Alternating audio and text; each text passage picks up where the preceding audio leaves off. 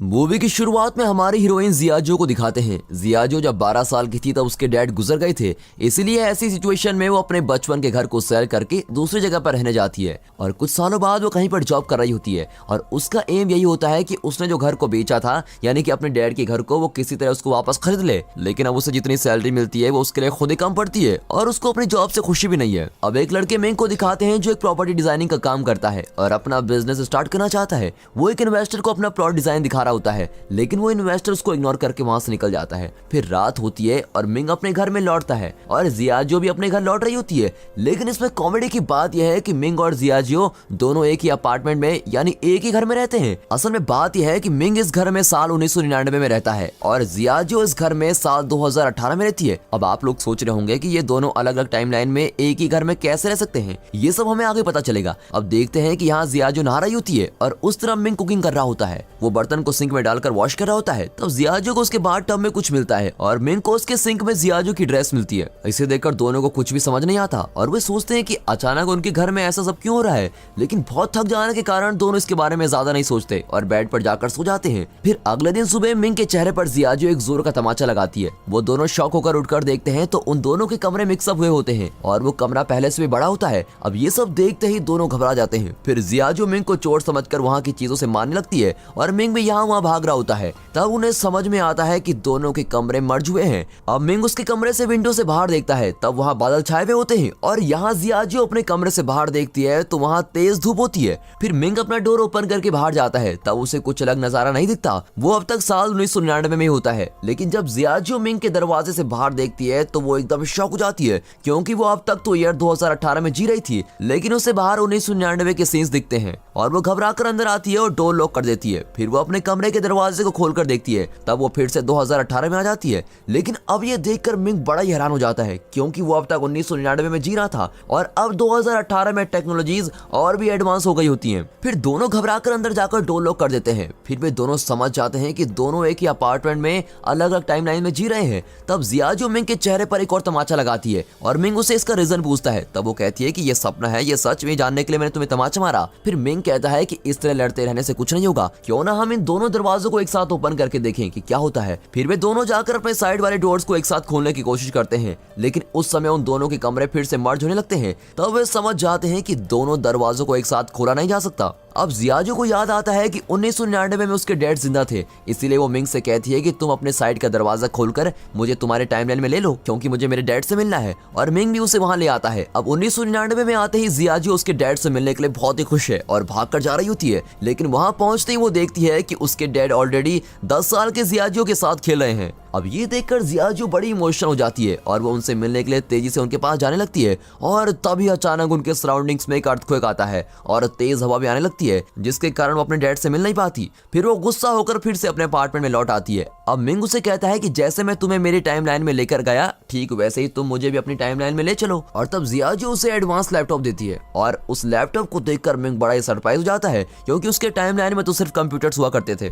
तब वो खुद को फ्यूचर में देखने के लिए उस लैपटॉप में अपना नाम टाइप करके सर्च करता है। तब उसके सराउंडिंग्स में अर्थक्वेक आने लगती है और फिर जियाजो को ये समझ आता है और वो मिंग से कहती है कि हम दोनों हमारे पास्ट या फ्यूचर के लोगों से कांटेक्ट नहीं कर सकते और ऐसा करने की कोशिश करते ही इस तरह के अर्थक्वेक आ जाएंगे और इस तरह हम दोनों एक साथ डोर ओपन नहीं कर सकते। अब तुम्हारे डोर को सिर्फ तुम ही ओपन कर सकते हो और मैं उससे बाहर आ सकती हूँ, और मेरे डोर को सिर्फ मैं ही ओपन कर सकती हूँ और तुम उससे बाहर आ सकते हो। इस तरह वो मिंग को ये सारी बातें समझाती है। अब अगले सीन में एक साइंटिस्ट और एक अमीर बिजनेसमैन एक मीटिंग में बातें करते हुए दिखाते हैं। तब वो साइंटिस्ट कहता है कि हमने उस डायमेंशनल टाइमलाइन को क्रिएट कर लिया है, लेकिन वो टाइमलाइन हमारी जगह पर ना आकर इस सिटी में किसी और प्लेस में क्रिएट हो गई है और हमें किसी भी तरह उस प्लेस को फाइंड करना होगा। इस तरह वो उस बिजनेसमैन से कहता है। लेकिन उस बिजनेसमैन के माइंड में सिर्फ एक ही बात चलती है कि उस टाइमलाइन के जरिए बहुत सारे पैसे कैसे कमाए जाए। लेकिन मीटिंग खत्म हो जाती है पर बिजनेसमैन का चेहरा नहीं दिखाया जाता। अब रात हो जाती है और मिंग और जियाजो को नींद नहीं आती। तब जियाजो कहती है कि मेरे डैड मुझे छोड़कर ऊपर चले गए, इसलिए मैं ऐसी सिचुएशन में आ गई हूँ। मुझे जब तक उनकी याद आती है तब मैं उनकी कार की को देखती रहती हूँ और लोन न चुकाने की वजह से मेरे बचपन का घर भी मेरे हाथ से निकल गया है, लेकिन मैं उस घर को वापस खरीद कर ही रहूंगी। अब इस तरह वो इमोशनली बातें करती है।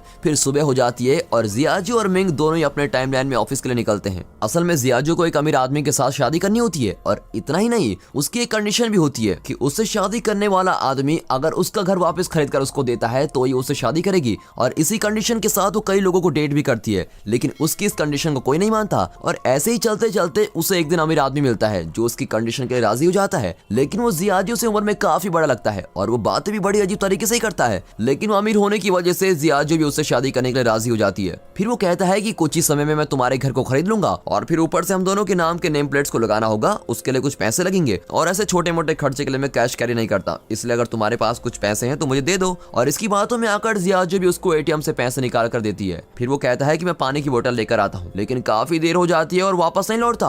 और तब जियाजियो को पता लगता है कि वो असल में एक चोर था और वो उसके पैसे भी लेकर चला गया। इससे जियाजियो बहुत ही अपसेट होती है और पुलिस आकर इन्वेस्टिगेट करने तक वो बैंक के बाहर ही बैठी रहती है। यहाँ मिंग अपने ऑफिस के रेस्ट रूम के अंदर बैठकर ड्रिंक्स ले रहा होता है। तब उस रेस्ट रूम में उस कंपनी का ओनर, उसका मैनेजर जूनी और उसके साथ और एक एम्प्लॉइज, ऐसे 3 लोग आते हैं। तब उनसे ओनर कहता है कि हमें आगे चलकर और भी बिजनेस करना है और इसके लिए मेरे पास बहुत सारे आइडियाज हैं, और ये कहकर चला जाता है। और उसके जाते ही जूनी उस एम्प्लॉय से कहता है कि उस ओनर को धोखा देकर हमें उसके सारे पैसे लेने होंगे और फिर हम उसे बैंक में फंसा देंगे, और इस तरह उस एम्प्लॉय को अपना प्लान बता देता है। तब बाथरूम में दिखाते हैं जहाँ मिंग कुछ गिरा देता है और उसकी आवाज सुनकर जूनी समझ लेता है कि किसी ने उनका प्लान सुन लिया है। फिर वो बाथरूम के पास जाकर झुककर देखता है और मिंग के पैर को पकड़कर खींच लेता है और उसको बाहर निकालता है। फिर मिंग को देखते ही वो कहता है, अच्छा तुम्हें कोई बिजनेस स्टार्ट करने के लिए पैसों की जरूरत थी ना, उसके लिए मैं तुम्हें बैंक से लोन अरेंज करवा कर देता हूँ, लेकिन तुम मेरी कही हुई बातों को किसी और से नहीं कहोगे। तब मिंग भी कहता है ठीक है, मैं सोचकर बताता हूँ। फिर थोड़ी देर बाद जूनी मिंग को अपने कैबिन में बुलाकर कहता है कि मैं तुम्हें क्यों लोन अरेंज करके दूं,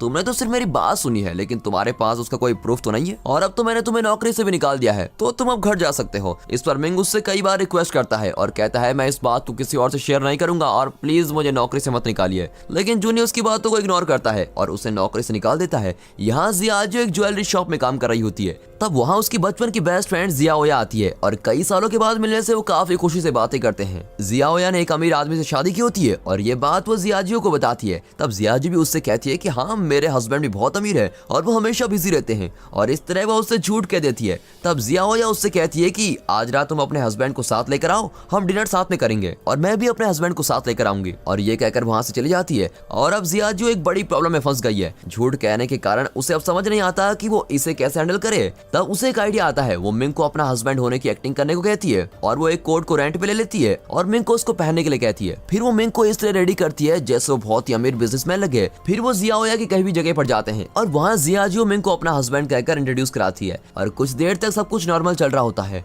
फिर खाना खाते समय मिंग अपने खाने को जल्दी खाकर खत्म कर देता है और फिर वो अपना कोट उतारकर साइड में रखता है, और तब जियाओया और उसका हस्बैंड सिचेंग नोट करते हैं कि मिंग के कोट पर लिखा हुआ है यहाँ कपड़े रेंट पर दिए जाते हैं। लेकिन ये पता ना होकर मिंग मुझसे कहता है कि मेरी एक बहुत ही बड़ी कंपनी है, और इस तरह की झूठी कहानियां उन दोनों को बताता है। और ये सब सुनकर वो दोनों को हंसी आती है। और इतना नहीं, जियाजियो उन्हें अपनी एक और फेक डायमंड रिंग को दिखाकर कहती है ये करोड़ों रुपयों की डायमंड है, और तब वो फेक डायमंड उस रिंग से निकलकर आग के पास जाकर गिरता है और वो पूरी तरह से मेल्ट हो जाता है। अब ये सब देखकर जियाओया और सिचेंग हंसने लगते हैं और इससे जियाजियो बहुत ही शर्मिंदा होती है और फिर घर लौट जाती है और इस बात को सोचकर मिंग के सामने रोती है। तब टीवी में कोई लॉटरी टिकट का शो चल रहा होता है और उस शो को देखते ही वो लॉटरी टिकट खरीदकर अमीर बनने के सपने देखते हैं और वे असल में कौन सा लॉटरी नंबर जीतेगा इसका पता लगाते हैं। और फिर अगले दिन ही मिंग के टाइमलाइन में यानी 1999 में जाकर तुरंत उस नंबर वाली लॉटरी टिकट को खरीद लेते हैं। अब क्योंकि दोनों को पता चल गया है कि उनकी लॉटरी ही विन करेगी, इसलिए वे दोनों खूब मजे करते हैं। अब इस दौरान जियाजियो मिंग को अपने टाइमलाइन में ले लेती है और दोनों बहुत ही एंजॉय करते हैं और बार में जाकर ड्रिंक्स करते हैं। तब उस रेस्टोरेंट का स्टाफ उनसे आकर ड्रिंक्स के पैसे मांगता है। तब जियाजियो कहती है मेरे सारे पैसे खत्म हो गए हैं, इसलिए तुम मेरा पर्स रख लो, ये कोई नॉर्मल पर्स नहीं है बल्कि बहुत कीमती है, और कल मैं आकर तुम्हें पैसे देकर ये पर्स वापस ले लूंगी। अब अगले दिन सुबह होते ही दोनों उठकर लॉटरी टिकट के रिजल्ट को जानने के लिए बड़े क्यूरियस होते हैं और एज एक्सपेक्टेड उनकी लॉटरी टिकट ही विन करती है। लेकिन तब अचानक उनका लॉटरी टिकट में से नंबर गायब हो जाता है और दोनों बड़े उदास हो जाते हैं। फिर उन्हें समझ में आता है कि वो उनके फ्यूचर को चेंज नहीं कर सकते, और तब अगले दिन जियाजियो उस रेस्टोरेंट में जाकर अपना पर्स वापस मांगती है। तब वो स्टाफ मना कर देता है और कहता है कि पहले पैसे दो, लेकिन उसके पास तो पैसे होते नहीं और गुस्से में वो घर लौट रहे होते हैं। तभी उस समय एक बड़े एडवर्टाइजमेंट स्क्रीन पर मिंग को दिखाते हैं। असल में वो 2018 की टाइमलाइन में रहने वाला मिंग है और फ्यूचर में मिंग एक अमीर बिजनेसमैन बना होता है और अब वो मीडिया पर इंटरव्यू देने आया होता है। उसको देखकर मिंग शॉक हो जाता है और सोचता है कि मैं फ्यूचर में ऐसे कैसे बन गया हूँ। फिर दोनों जहाँ फ्यूचर मिंग इंटरव्यू दे रहा होता है उस जगह पर पहुंच जाते हैं। वहां जाकर जब मिंग फ्यूचर मिंग के पास जाने की कोशिश करता है तब वहाँ फिर से अर्थक्वेक आता है और फिर वो प्रोग्राम भी कैंसिल हो जाता है। तब फ्यूचर मिंग को ऐसा लगता है कि वो इसके पहले जियाजू से मिला है। इस तरह जियाजू से जुड़ी हुई बातें उसे याद आती है और यहाँ मिंग स्लिप होकर नीचे गिरता है और उसके हाथ पर चोट आती है। तब फ्यूचर मिंग के हाथ पर भी वही चोट आती है और इससे ये पता चलता है कि मिंग जो भी करता है वो उस फ्यूचर मिंग को भी अफेक्ट करेगा। और पहले की मीटिंग सीन में जिस बिजनेसमैन को दिखाया गया था वो कोई और नहीं बल्कि फ्यूचर मिंग ही है और उसके साथ जो साइंटिस्ट बातें कर रहा था वो जूनी है, जिसने 1999 में मिंग को नौकरी से निकाल दिया था। अब जूनी फ्यूचर मिंग से कहता है कि 1999 का मिंग अपने टाइमलाइन में ना होकर जियाजू के टाइमलाइन में आ रहा है और इसीलिए आपको ऐसी मेमोरीज भी आती रहेंगी और ये सब बातें आप पर भारी पड़ सकती है। यहाँ अगले दिन मिंग अपने ऑफिस में जाकर जूनी से मिलता है और कहता है आप क्या मुझे नौकरी से निकालेंगे, लीजिए मैं खुद ही नौकरी छोड़ रहा हूँ, और ये कहकर रिजाइनेशन लेटर देकर चला जाता है। और यहाँ फ्यूचर मिंग जियाजू की ज्वेलरी शॉप में आकर उसे डेटिंग पर अपने कार में लेके जाता है, लेकिन वो जितनी खुश उस 1999 वाले मिंग के साथ थी उतनी खुशी उसे इस फ्यूचर मिंग के साथ रहने पर नहीं मिलती। अब फ्यूचर मिंग उसे कॉस्टली रेस्टोरेंट में लेकर जाता है लेकिन फिर भी जियाजू कुछ मिस कर रही होती है। डिनर करते समय फ्यूचर मिंग उससे कहता है कि मुझे पता है कि तुम 1999 वाले मिंग के साथ रह रही हो, लेकिन अब तुम मेरे पास्ट के साथ मत रहो क्योंकि इससे मेरा फ्यूचर अफेक्ट हो सकता है। मैं किसी गोल के साथ आगे बढ़ रहा हूँ लेकिन उसमें तुम्हारी वजह से कोई प्रॉब्लम आ सकती है और तुम्हारे बचपन के घर को मैं तुमको वापस खरीद कर दे दूंगा, लेकिन उसके बदले में तुम्हें 1999 वाले मिंग को छोड़कर उससे दूर जाना होगा। अब ये सुनकर और कोई रास्ता न होने पर जियाजू भी इसके लिए एग्री करती है, लेकिन वो उस घर के लिए नहीं बल्कि उसकी वजह से मिंग के फ्यूचर में कोई प्रॉब्लम्स ना हो ये सोचकर हाँ कर देती है। फिर जियाजू घर आते ही मिंग से कहती है कि मुझे और कोई जगह पर अच्छी नौकरी मिल चुकी है इसलिए मैं यहाँ से जा रही हूँ। और अगले दिन सुबह होते ही वो अपना सारा सामान लेकर उस अपार्टमेंट से बाहर निकलती है और मिंग को छोड़कर जाने के बारे में सोचकर रोने लगती है, लेकिन जियाजू ने अपने टाइमलाइन में जाते समय उसके डोर को लॉक नहीं किया होता है और वो जरा सा ओपन रह जाता है और इसे मिंग भी नोट करता है और अब मिंग जियाजू की हेल्प के बिना ही उस टाइमलाइन में इजीली जा सकता है। अब मिंग के टाइमलाइन में उसका मैनेजर जूनी उस कंपनी के ओनर पर अटैक करता है और इससे ओनर बेहोश हो जाता है। फिर जूनी घबराकर उसे ड्रिंक्स पिलाने लगता है। असल में उसका प्लान ये होता है कि उसे ड्रिंक्स पिलाकर नशे में उसको मारना होगा ताकि लोग समझेंगे कि वो एक एक्सीडेंट से मरा है। अब जियाजू के टाइमलाइन को दिखाते हैं और वो काफी सालों बाद अपने बचपन के घर में लौटी है। तब जियाजू ने जिस पर्स को एक रेस्टोरेंट के स्टाफ को दिया था वो पर्स फ्यूचर मिंग लाकर उसको देता है और तब जियाजू नोट करती है कि मिंग के कोट पर रेंट वाले शॉप का स्टिकर लगा होता है और ये देखते ही वो समझ लेती है कि वो फ्यूचर मिंग नहीं बल्कि 1999 वाला मिंग है। और फिर वो दोनों किस करने लगते हैं और जियाजू उससे कहती है कि हमारा सेपरेट होना ही तुम्हारे फ्यूचर के लिए अच्छा होगा, इसलिए आगे से तुम कभी मुझसे मिलने की बात मत करना, और उसको ऐसा कहकर भेज देती है। फिर दोनों ही रोने लगते हैं और मिंग सैड होकर अपने अपार्टमेंट में लौटता है और तब उसे जूनी कॉल करके अर्जेंटली एक ब्रिज पर पहुंचने के लिए कहता है। मिंग को कुछ समझ में नहीं आता कि नौकरी छोड़ देने के बाद भी जूनी उसको क्यों बुला रहा है। असल में जूनी ने मिंग को इसलिए बुलाया होता है क्योंकि उसे ओनर को मारने के लिए उसकी हेल्प की जरूरत थी। वो उसे कहता है कि हम इसे अब मार देंगे लेकिन ये एक एक्सीडेंट लगना चाहिए, लेकिन मिंग को ऐसा नहीं करना होता है और वो जूनी को लाख समझाता है कि ऐसा मत करो, ऐसा करना गलत है, लेकिन जूनी उसकी बातों को इग्नोर कर देता है। और तब मिंग कुछ बातें रियलाइज करता है कि 1999 में फ्यूचर मिंग और जूनी ने मिलकर उस ओनर को मार दिया था और इसी वजह से मिंग को मैनेजर की पोस्ट मिली थी और इस तरह से वो इतना अमीर बन गया था। ये सारी बातें मिंग समझ लेता है और तब मिंग उस कार की की चेन को नोटिस करता है और ये वही चेन है जिसे देखकर जियाजू अपने डैड को याद करती है, यानी वो ओनर ही जियाजू के डैड हैं। अब ये समझते ही मिंग सोचता है कि मैंने जो मिस्टेक की थी उसे मैं ही ठीक करूंगा। फिर वो जाकर जूनी को रोकता है और उस ओनर को बचा लेता है और ऐसा करने पर फ्यूचर मिंग गायब हो जाता है और जियाजू को अपने डैड वापस मिल जाते हैं और वो फिर से बचपन से अपने डैड के साथ टाइम स्पेंड करने लगती है। अब टाइम पास्ट में जाने से वहाँ सब कुछ बदलने लगता है और मिंग भी सभी को बदलते हुए देखता है और वो तब जियाजू से मिलने के लिए उस अपार्टमेंट की तरफ भागता है और दोनों एक दूसरे से मिलने के लिए भाग कर आते हैं और फिर दोनों एक ही जगह पर मिलते हैं। तब जियाजू धीरे धीरे गायब होने लगती है। तब मिंग उसे कहता है कि अब कुछ देर में तुम गायब हो जाओगी और अब तुम तुम्हारे पास्ट में आ गई हो और अब तुम उम्र में मुझसे 7 साल छोटी भी हो। तुम मुझे नहीं जानती लेकिन मैं तुम्हें अच्छी तरह से जानता हूँ, मैं तुम्हारा साथ नहीं छोड़ूंगा और मैं तुमसे मिलने जरूर आऊंगा। ऐसा कहते रहने पर जियाजू गायब हो जाती है। अब 8 साल बाद दिखाते हैं कि अपने पसंद की कोई म्यूजिक सुनकर